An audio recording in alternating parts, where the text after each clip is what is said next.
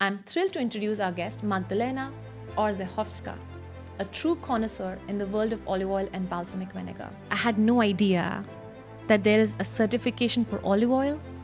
You are not the only one. You are probably in the 99.99% of people who've never heard of that.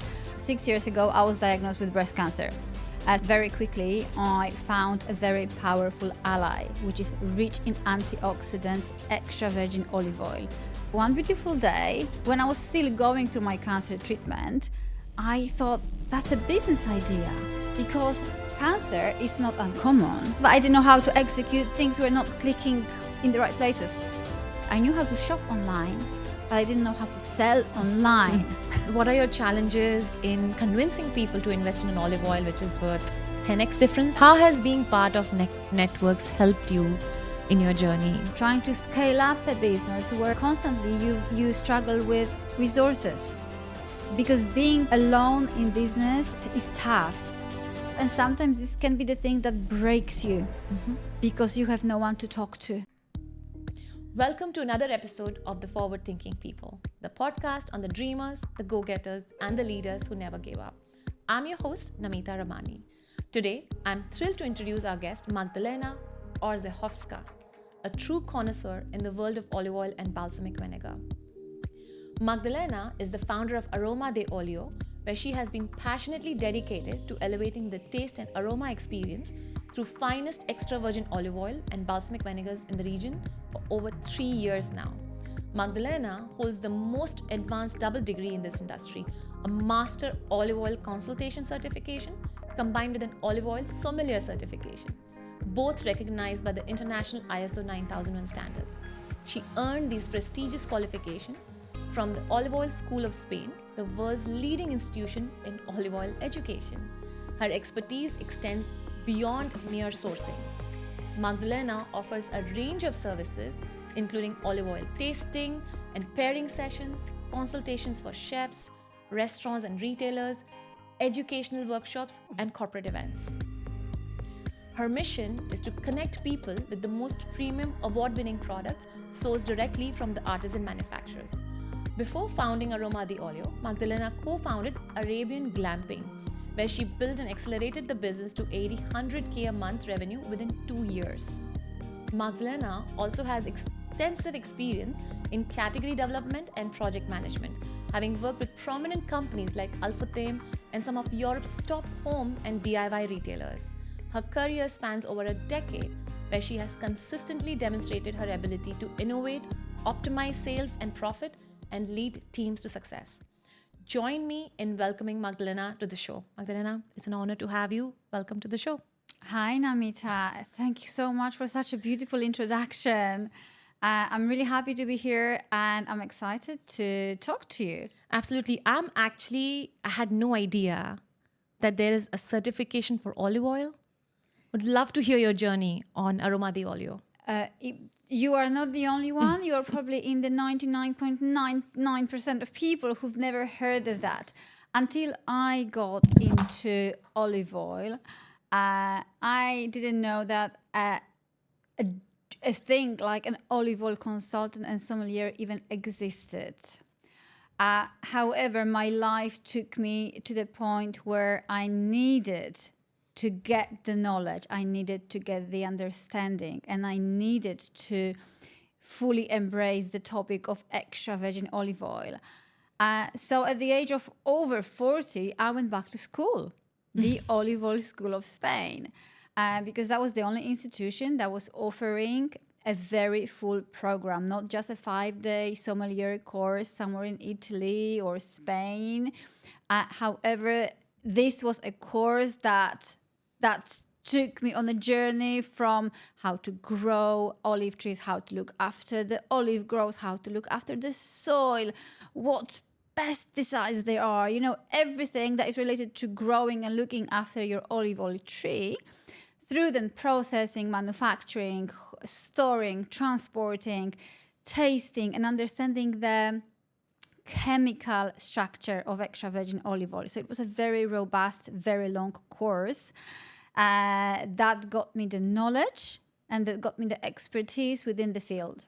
Do you ever plan to start a manufacturing unit? Looks like you have the degree for having your own manufacturing company. Okay, that is probably not on the cards, at least not just yet. I'm more interested into working with the best manufacturers in the world, and that certification, that knowledge gave me the tools to verify the thousands of manufacturers that there are out there.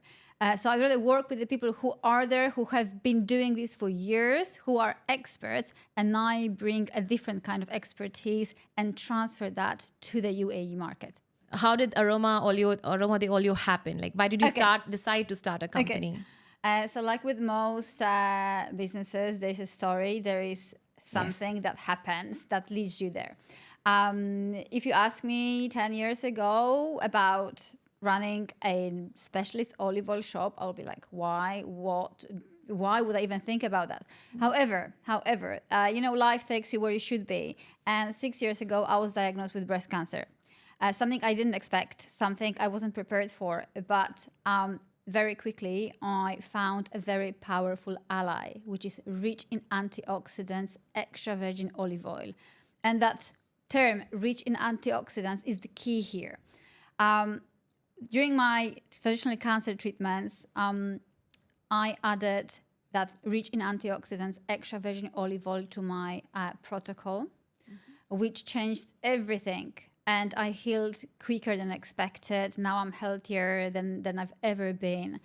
However, finding this ultra premium grade, medicinal grade of extra virgin olive oil in the UAE was nearly impossible. There was a significant lack of specialist retailers. There was zero knowledge amongst general grocers. There was no advice in health shops, zero. So there was very, very little amount of product that I could confidently say, okay, this fulfills my requirement from the medical perspective. So I ended up buying directly from selected manufacturers across the Mediterranean. And that meant a lot of, very high costs, first of all, and a lot of hassle. So one beautiful day, when I was still going through my cancer treatment, I thought, that's a business idea. And you know why? Because cancer is not uncommon. Did you know that 1 in 5 people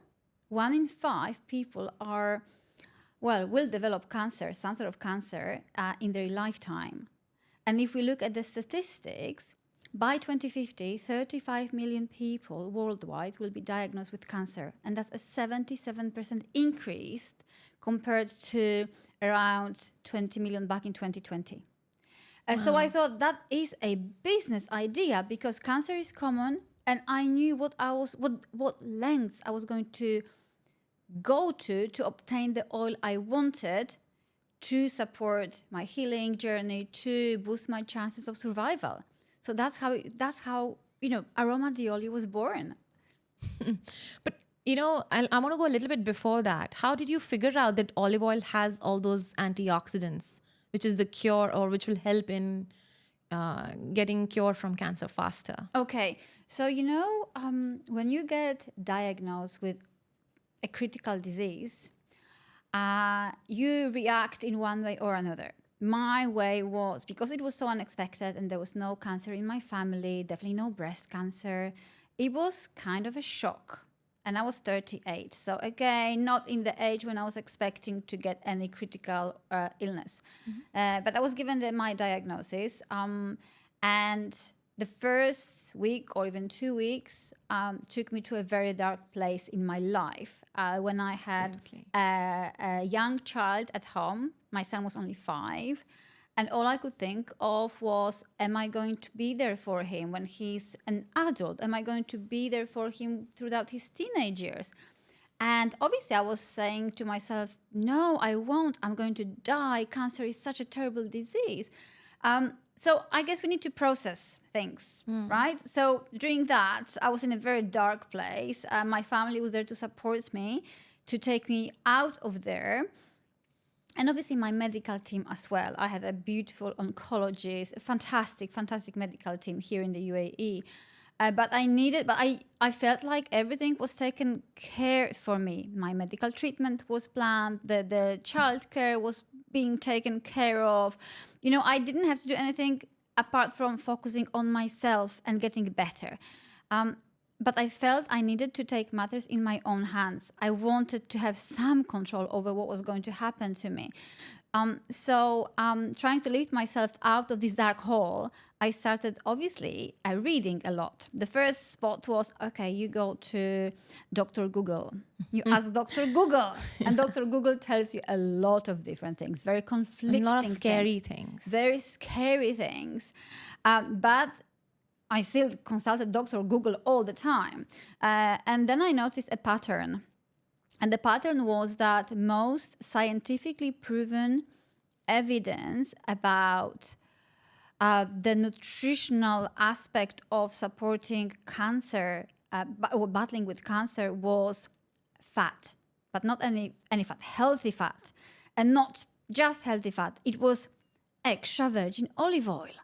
And that kept coming back, and all the time I kept seeing this everywhere. So I invested into some books, scientific books, books written by doctors, and I started reading like crazy. I felt like I was a medicine student, and for the first time in my life, I had that freedom and time to do it, because everything, like, I was in this beautiful position that physically I didn't have to worry about anything.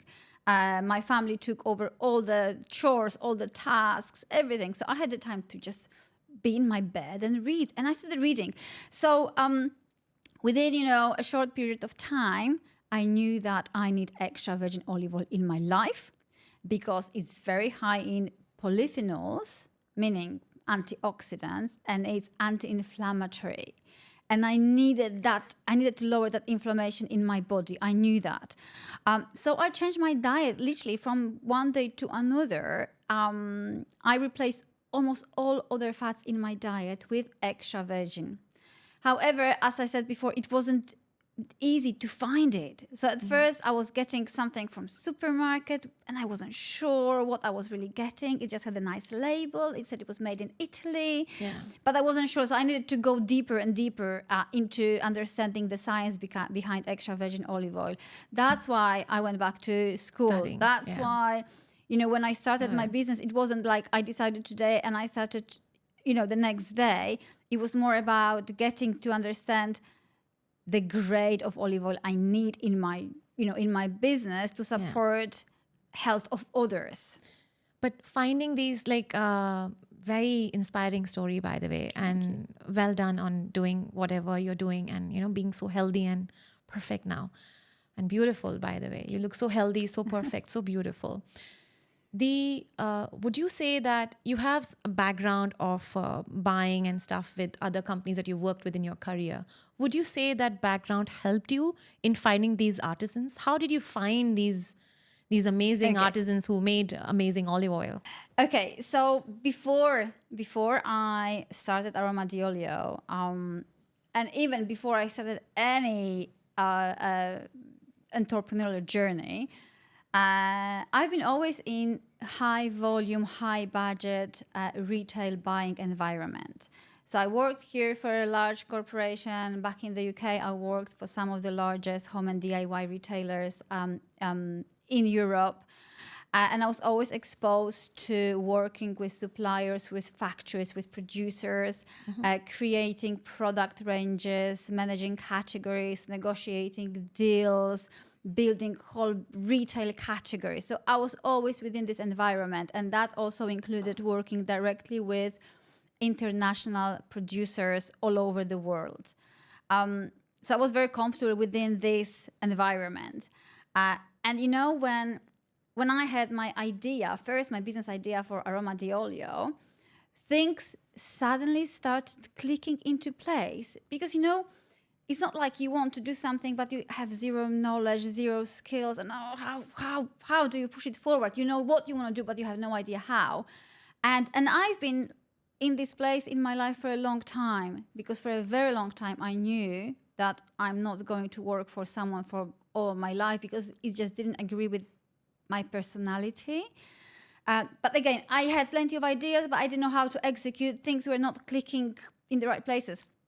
However, with Aroma de Olio, back then it wasn't even called Aroma de Olio, it was called nothing. It was called, there's something to do with olive oil.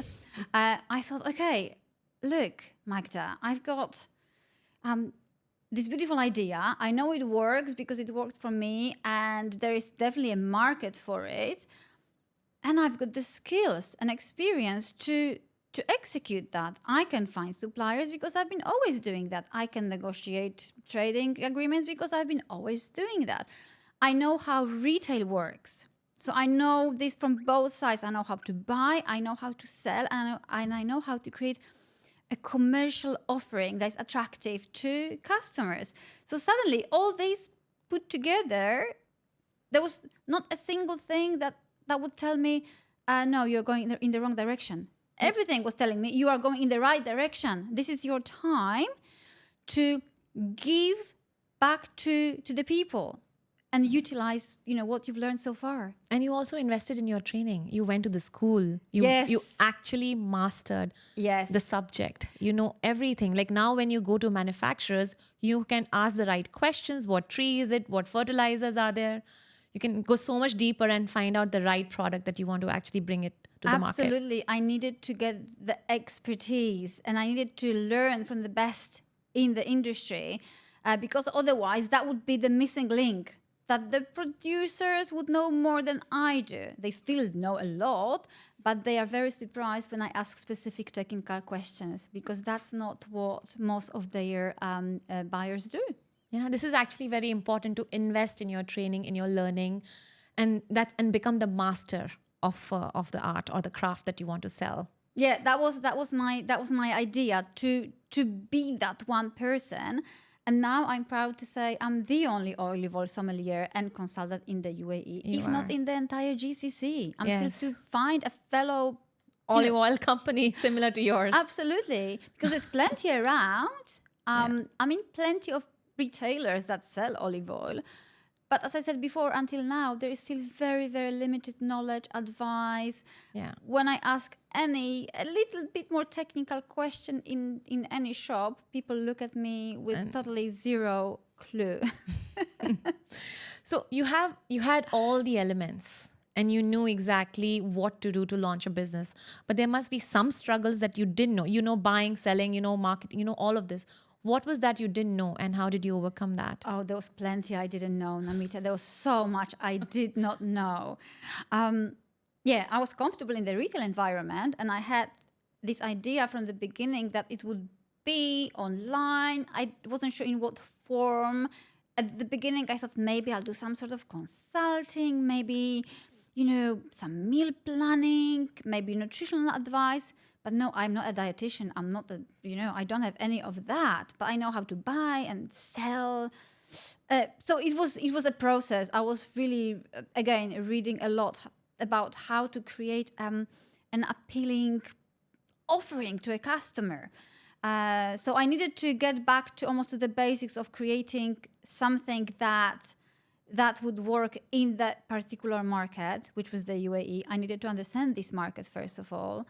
And after, a while, I knew, okay, we're definitely going online, and we'll start with the most basics of things, which is an e-commerce store. Because physically, then I will have a product that is absolutely fantastic, producers that I can source from. It was like I had everything, okay?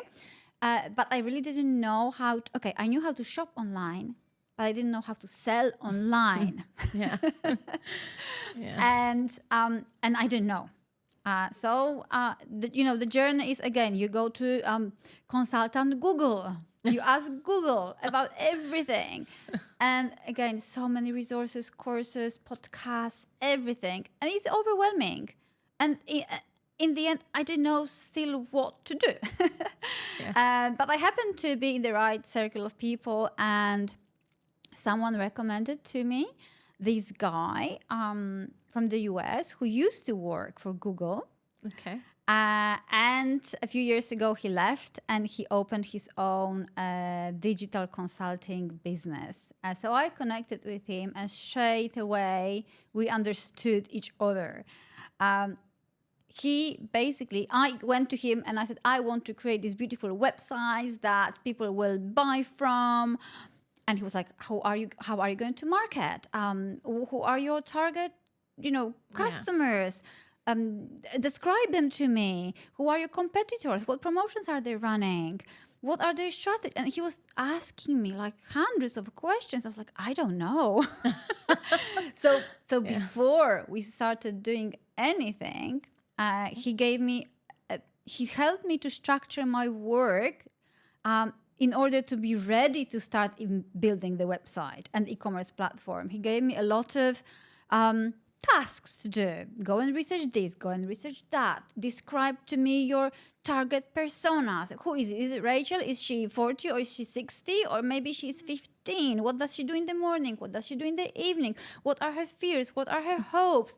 So he was telling me to do these very, very deep research. Yeah. So these were the things I didn't know, that I had to go really deep into understanding who I want to appeal to.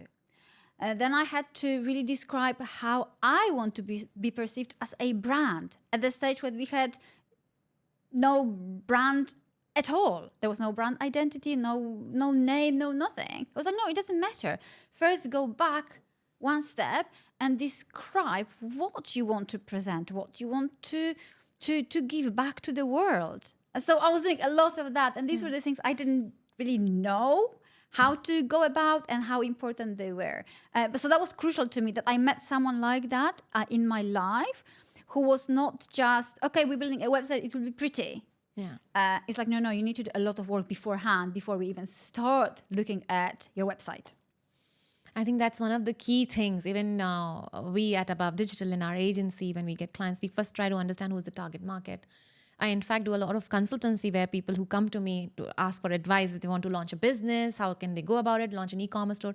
Exactly the same thing. Who are we targeting? Who are we talking to? Because all your color scheme, your branding, your name, everything will be according to this persona of the person you're trying to reach, and the problems and the challenges. Because at the end of the day, this persona is facing the problems and challenges this persona is facing, because at the end of the day, your product or service is solving that problem. Mm-hmm. So once you understand this person, you can easily reach out to them and sell. Going further to so you spend time and efforts in understanding your target market. Then you got your e-commerce site built. But I actually went through your e-commerce site, and my God, you have a beautiful website. The attention to detail, right from the pairing, how the olive oil can be paired with what kind of food, to what are the Polyphenols, yes. Polyphenols in the olive oil, and so many details about the expiry date of the olive oil is already there. The description is beautifully written. You actually have a story behind the oil, like it's 100 years old tree, and all of these different explanation of why this olive oil is whatever it is, and its properties and stuff. How did you come up with all of this? How did you decide to go so detailed and come up with this idea? Again, one of the things I didn't know was what an effective product page should look like, what it should include. And having done all the research on my customers and the target audience, I figured out what it is that they would want to know. And that's how it all started. So I wanted to, put on it a little bit of the science element. So that's why you get the acidity level. That's why you get the polyphenol count. And I get that from a chemical analysis I look at for every single product I choose. If producers don't want to give that to me, then we have no conversation. We are partners, that we trust each other, and I need to have that, because that determines how healthy and fresh this olive oil is.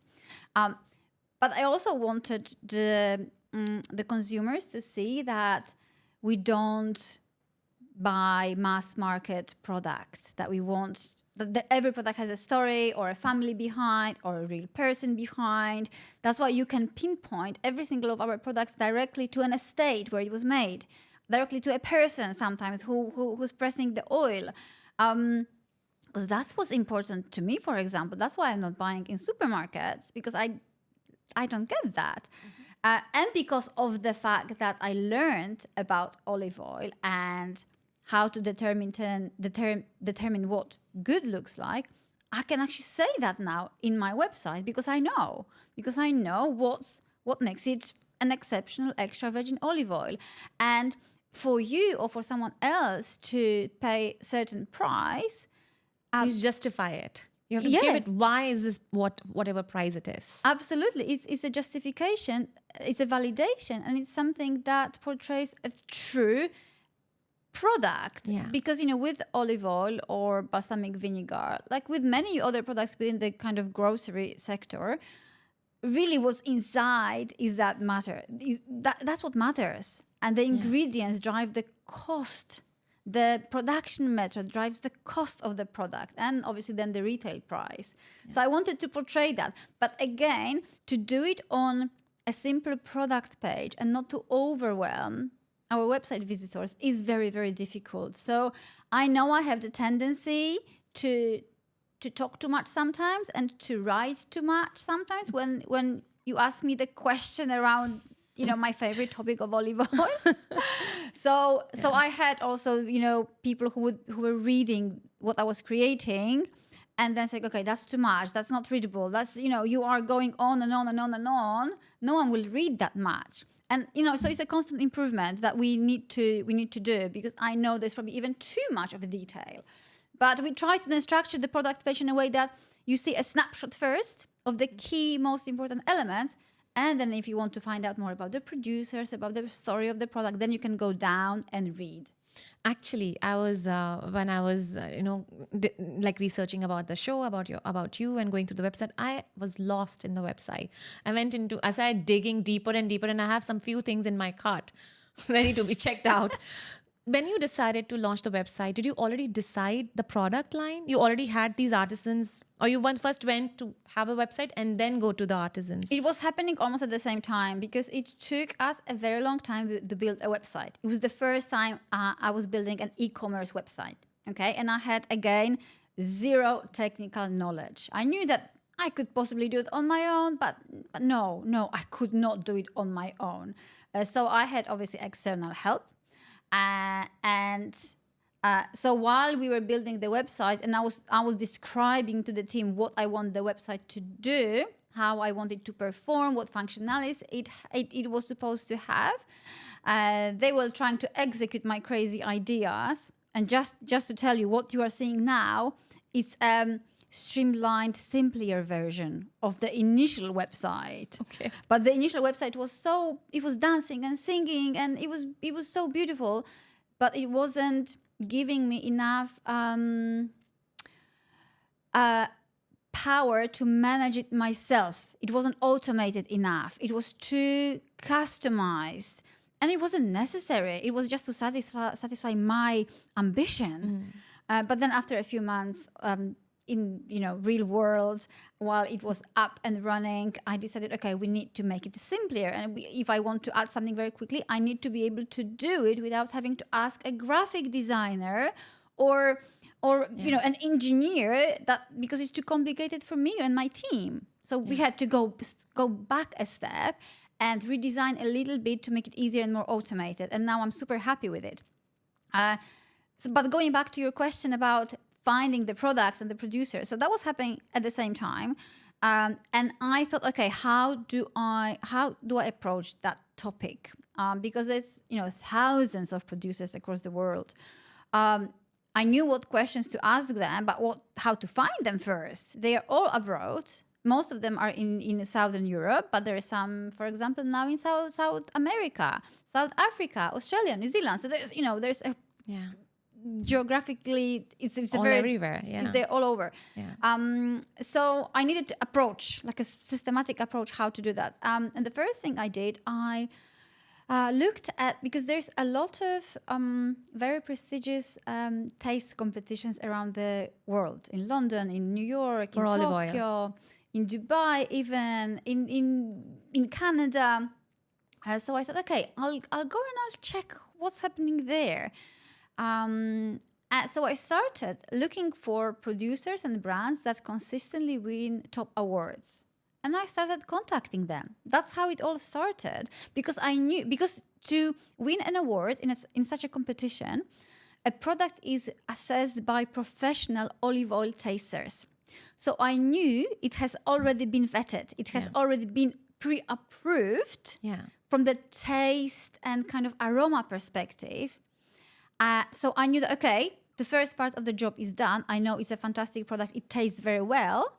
Now, what I needed to do was to find the partners that will openly work with me, knowing that I'm just starting up. It won't be huge volumes at the beginning, but who would be willing to invest their time because they believed in my story and why I'm doing this. And then I started going deeper once we had the connection. Okay, I need your lab analysis, chemical analysis. I need all of that done in a third-party chemical lab. And some would not want to do that, would not want to share. But most would do that because they knew that this is how you prove your product is superior. Yeah. So that's how it all started. It was a very long journey, especially that some of the producers really didn't speak English, and I don't really speak any other language apart of English and Polish. So Polish wasn't really a common thing in Southern Europe. So it was tough. It was very difficult. And sometimes we use Google Translate. Now it's become Google's translator. It's started from Dr. Google to consultant Google, now translator. Absolutely. We can't live without Google as much as we, No, But going further to your story on reaching out to these artisans, how would you negotiate? Because like you rightly said, initially you'll start with small quantities and having these top olive oil manufacturers, why would they want to trade for such small quantities? How did you convince them to work with you? Okay, so my idea was not to talk to mass market production facilities because probably the product would not be what I would be looking for, plus I'll be too tiny of a customer for them.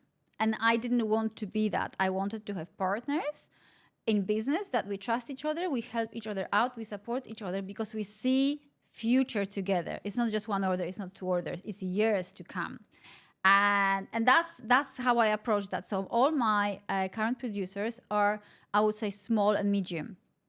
And they are willing to entertain smaller orders now and then because they see the potential for growth. And they see the reason why I'm doing this. From the commercial perspective, it is very, very hard because especially when you establish a new relationship with a producer, a supplier, you are in different countries, on different continents. Payment terms becomes a big issue. Yes. So initially, all my initial orders had to be paid up front. So I had to trust them that they would deliver what they say. And they had to then trust me I would do with the product what I'm saying I would. But for them, it was much less of a risk because they only got paid. Yeah. They got paid. Yeah. But it was very, very difficult to negotiate any payment terms before we started cooperation. Once the orders started being repeated, they see the website activity, they saw, the email marketing campaigns because I was always including them in that. They saw that there is potential, something is growing, something beautiful is growing out of that. And the orders were getting bigger.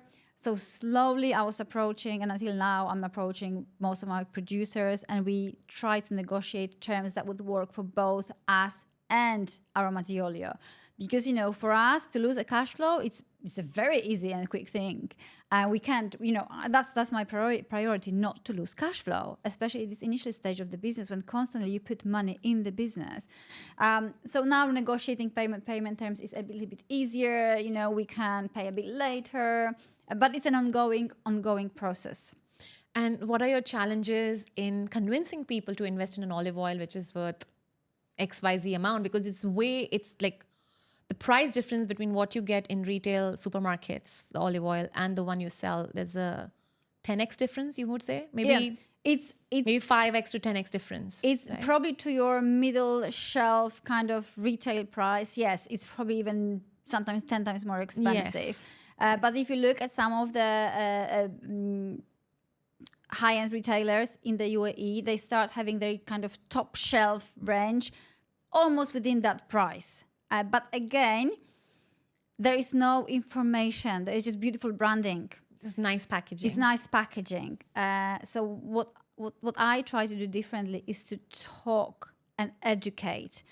Because if you don't know why you should pay, I don't know, 300 dirhams for a bottle of olive oil, then you would not do that. But if you know that that olive oil is a medicinal grade because of the number of polyphenols that go inside that bottle, the acidity level and all the of those acidity things. level, and it's medicinal level from the perspective of it's actually a regulation stipulated by the olive oil International Olive Oil Association. Because there was so many science Backed by scientific yes, approach. I'm looking for the basically. right word. There was so much science, tests, Research and and- research done Yeah. that after years of all this research, it's now proven that it can heal certain ailments and it can help with your cardiovascular health, for example. So now, physically, if there's a certain amount of polyphenols in the olive oil, producers are allowed to put a health claim. Okay. And I know how to check. I know what to look for. And I can then explain that to my customers on my website or in person, why this is a medicinal grade extra virgin olive oil and not just an olive oil for 30 dirhams somewhere in the supermarket that has probably been sitting there for a year. It's oxidized. It has nothing apart from calories. But then if you have to use, say for example, I'm just talking now as a consumer perspective. If I have to switch from my regular use of oil to olive oil, I'm buying one extremely expensive olive oil. And how should I use it? Should I cook with it? It only goes into salads. Like how does it, how do you justify? Because say one bottle will finish in a week. Yeah. Which otherwise a normal oil will be there for like a month. Yes. Maybe, depending on how you use your oils. So how do you create that? Because at the end of the day, the customer has to be convinced to one, understand the product and understand how beneficial it is, and then convince for investing in the price, in price investment. Yeah. Because I would not be using one bottle, I'll probably be using 4. That changes my investment in olive oil, say from 30-50 dirhams to now 600 to 900 dirhams. Yes, obviously it has to work from that perspective as well. So what I normally do if someone wants to start their journey with extra virgin olive oil, I recommend one of the oils that is very high in polyphenols. So to get the health benefits, they need to consume very little of it. And if, for example, you are not using extra virgin olive oil in your kitchen on your daily basis, we'll take it slowly. So if you get first an expensive bottle, very rich in antioxidants or polyphenols, all you need to get the health benefit is to consume 2 tablespoons a day. That's all it is. So 2 tablespoons a day from one 500 milliliter bottle will be many, many days. Yeah. Polyphenols, if I just interrupt you, how much percentage should it be minimum for medicinal benefits? For polyphenols, you measure that in milligrams per kilogram. So it needs to be at least 250 milligrams per kilogram to get that medicinal effect. Okay. And all the bottles, all the olive oil I source from, when I say there are medicinal effects, I have some oils that are over 800 milligrams. So you even need to consume less of that to get that benefit. But obviously, the more, the better.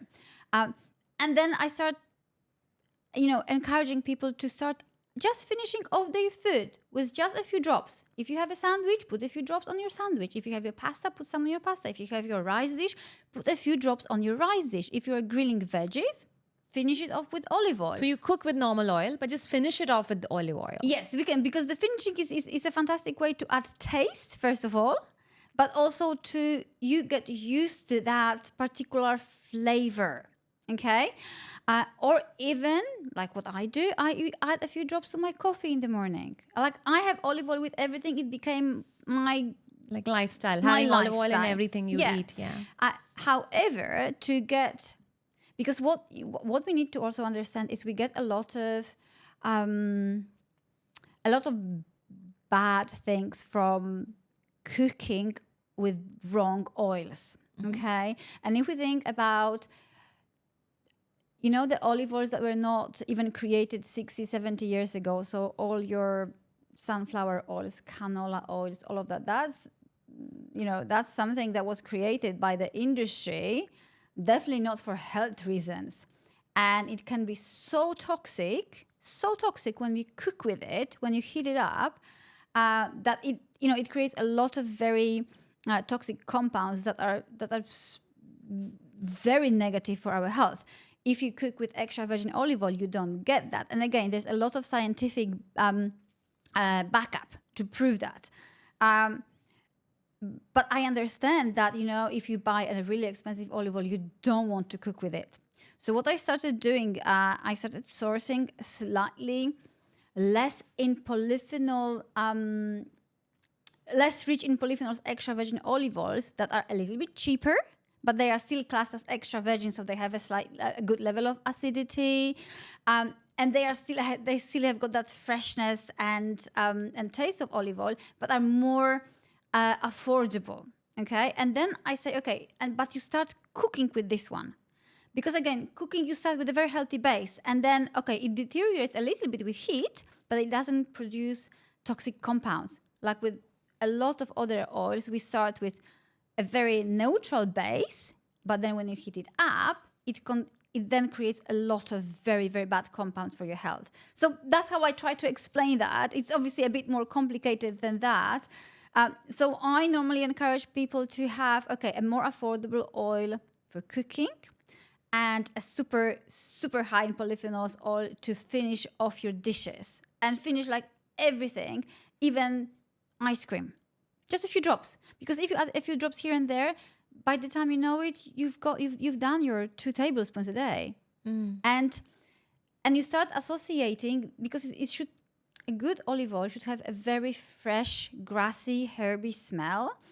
The aroma, you start then associating this aroma with health, with something good for your body, and your body physically wants that.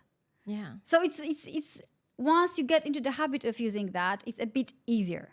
In fact, you have a guide on your website about this, which is amazing. And that's, by the way, also great for marketing, because we call that a list builder in our language.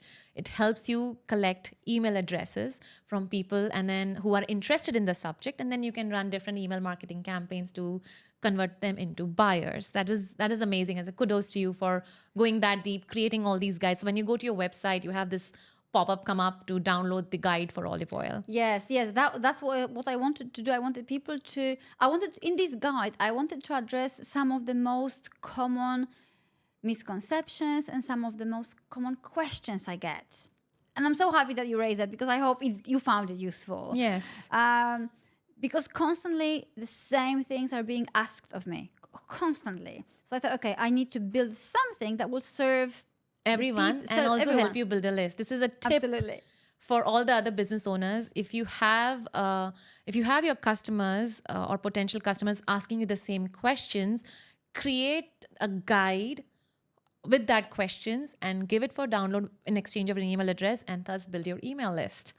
How do you, I would love to touch a little bit more deeper on how you do your marketing, your email campaigns, and how do you measure your results? Mm-hmm. Okay. So the whole email marketing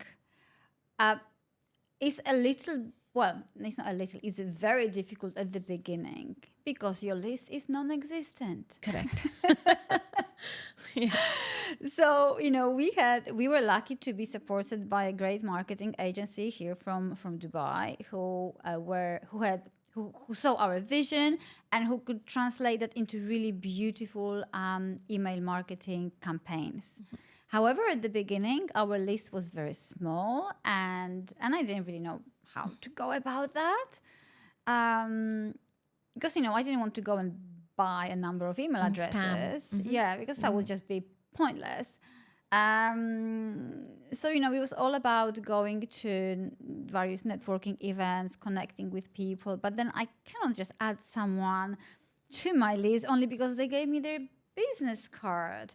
So, I tried to have a bit more of a meaningful conversation. And if I realize that, this person is actually quite interested in the topic, I may give them something that's useful to them. Either it's information or it's a product. And that's actually a nice thing to approach that adding someone to your email list, I think, is, because once you meet someone, you want to add them to your email list, you don't know how to do it, you need to follow up somehow.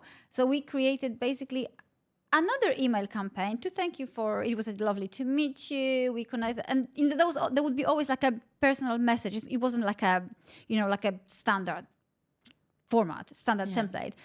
So I would always go back and say, hey, it was lovely to meet you. It was so great to talk about such and such.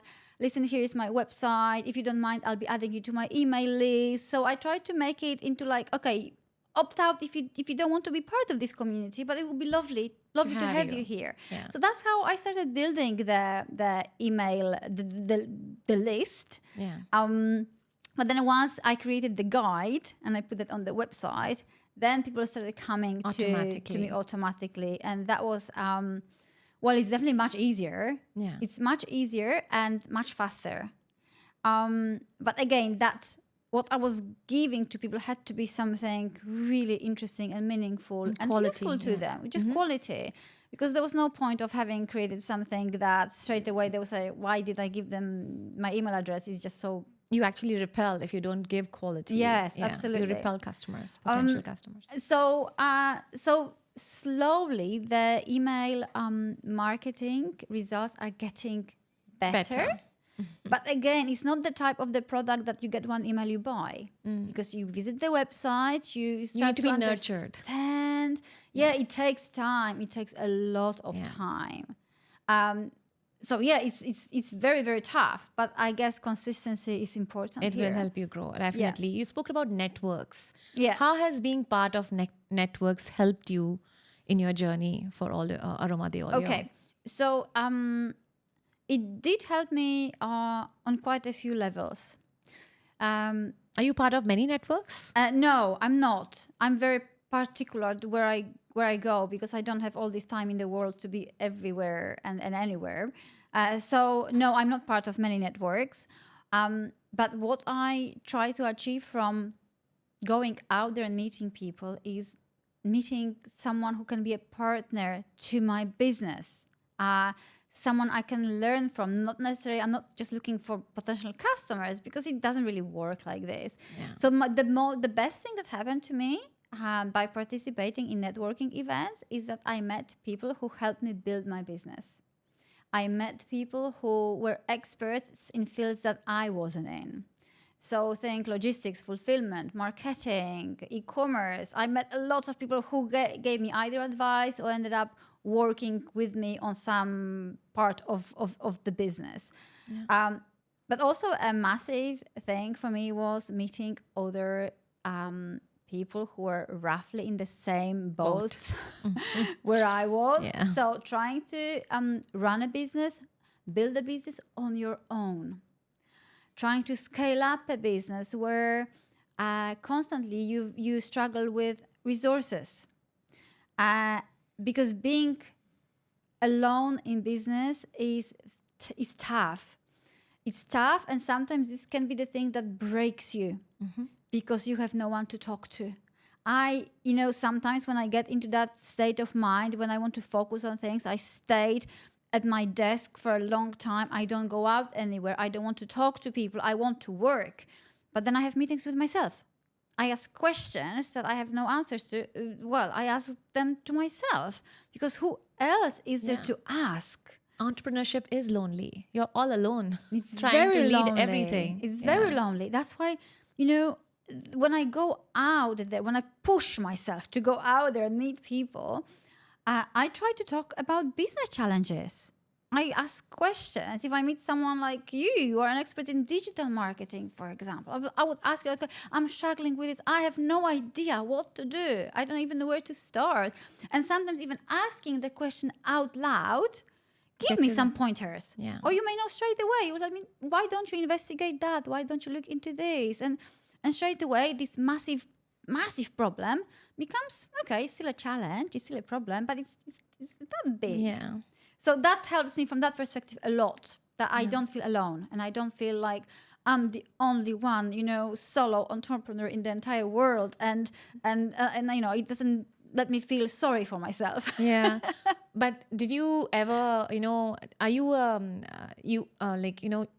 when you go to these networking events, do you feel intimidated? Do you feel like some people are very introverts? Are you extrovert or introvert? What would you say? Introvert. So then how do you have to have the good help? Like you said, I've met many amazing people who helped you, partnered with you to help you grow. But then to meet them, how did you connect with them? How did you introduce yourself? How did you reach out?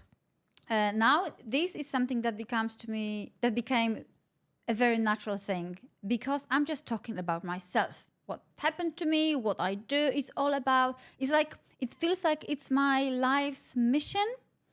It's my life's calling, and it's something that I've been always looking for and didn't quite know. So now going out there and meeting people is easy. I find it easy to talk to them.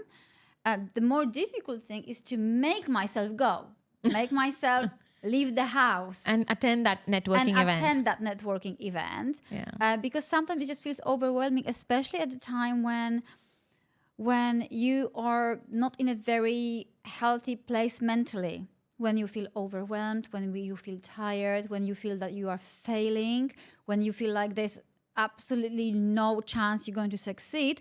So now to go out there and be positive and talk good about your business and everything. Business is like, how and you're not being authentic. No, so it's very, very tough. So I found that because, I had this thought that, okay, I can't go out there and be negative and really say, oh, it's horrible, it's tough.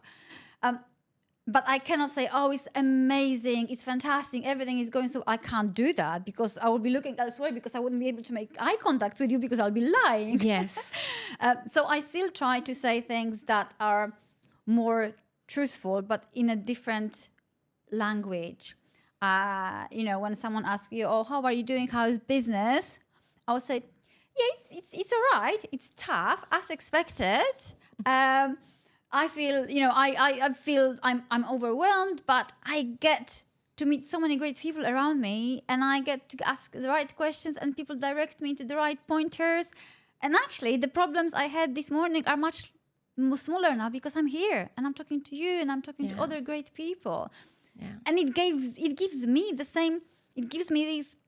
It re-sparks you. Yes, exactly. So I leave the meeting, for example, I didn't really want to go, but I felt like, okay, I should really go out and meet these people. Actually, I leave and like, oh my God. You leave motivated great. And inspired. Yeah, I leave like I'm really motivated and inspired.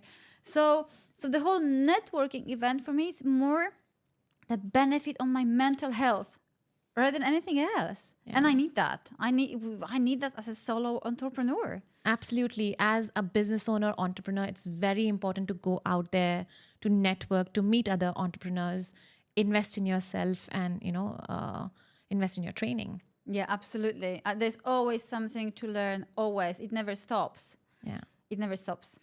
What would you like to tell the audience how they can come and buy the amazing olive oils that you source from artisans in the world? Okay. Would you like to share the website? Of course. So all our products are on our website, Aroma de Olio. It's www.aromadeolio.com. But you can also find us on Instagram, on LinkedIn. I love LinkedIn, so always reach out to me on LinkedIn, and I'll be happy to talk anything about olive oil, balsamic vinegar. I'm there. Oh, we didn't touch about balsamic. Maybe we need another show about balsamic. That was a different topic altogether. Yes. You combine balsamic because they go well together. Because they go well together, and from a commercial perspective, it was a more appealing offering to a customer, because what do you do with olive oil? You often combine it with extra with balsamic vinegar. Yeah, as a dressing. Yeah, so definitely our website, Instagram, LinkedIn, and Facebook. I hope you enjoyed listening to Magdalena's story and journey as much as I did. I learned so much from her. It is so important to invest in your learning and understanding your craft, being the best at what you want to do to be successful in any business. And entrepreneurship is hard. It is tough. And by going out there, being part of networks, having a community is one of the ways that will help you keep going on and moving forward with your business. I hope you enjoyed the show. Until next time.